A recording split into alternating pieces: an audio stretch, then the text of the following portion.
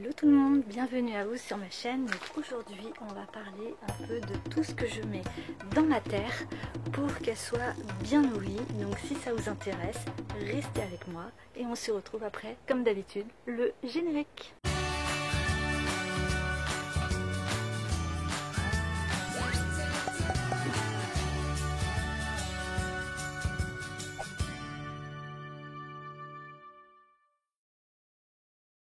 Ça fait tout juste 1 an que j'ai commencé la permaculture, on va dire le potager dans le jardin. Et je ne suis pas satisfaite de ce qu'il y a en ce moment dans le jardin puisque tout est en miniature.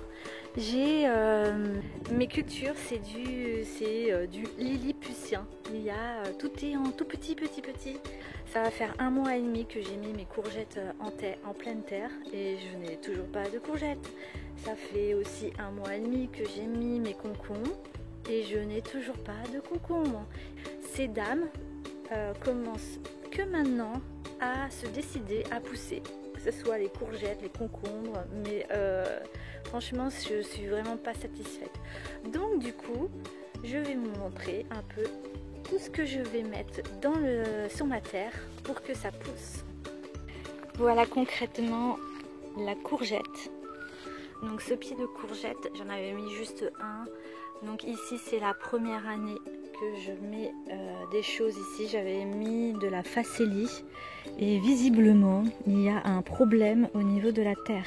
Là, ici c'est une courge qui est en train de pousser. Bon là-bas n'en parlons même pas. Voilà, ici j'avais mis plein de courges et l'idée c'est que ça monte là sur mon grillage. Et ben ce sera pour l'année prochaine hein. Au niveau des haricots, tout ça, j'ai planté plein de fois des haricots, mais ça veut rien donner.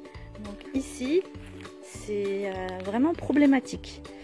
Au niveau de mon concombre, donc là, je lui ai mis une bouteille d'eau, j'ai fait pipi dessus, j'ai mis plein de trucs. Et là, ça commence seulement à vraiment se décider à pousser. De ce côté-là, c'est la même chose. Ça commence seulement depuis cette semaine à vraiment pousser. Je vais vous montrer en vidéo tout ce qu'il faut mettre dans sa terre pour que ça pousse. J'ai fait le fameux test du bocal pour voir un peu ma terre, dans quel état elle est. Donc ici, là, cette partie-là, il me semble que c'est l'argile. Bon là c'est tout le paillage que j'ai mis, donc de l'eau, là l'argile. Et en dessous on voit tout ce qui est sable et limon. Donc voilà, ça c'est la première chose que j'ai fait, donc partie argile et partie sable. Donc ça c'est cool. J'ai secoué, je l'ai laissé reposer 3-4 jours. Je l'ai fait dimanche et là on est mercredi. Donc voilà pour ça. C'est parti maintenant en musique de tout ce qu'on peut mettre dans sa terre d'une manière le plus azotée possible. Donc en premier l'azote et jusqu'au carbone. Donc je vais vous montrer différentes choses qu'on peut mettre dans sa terre.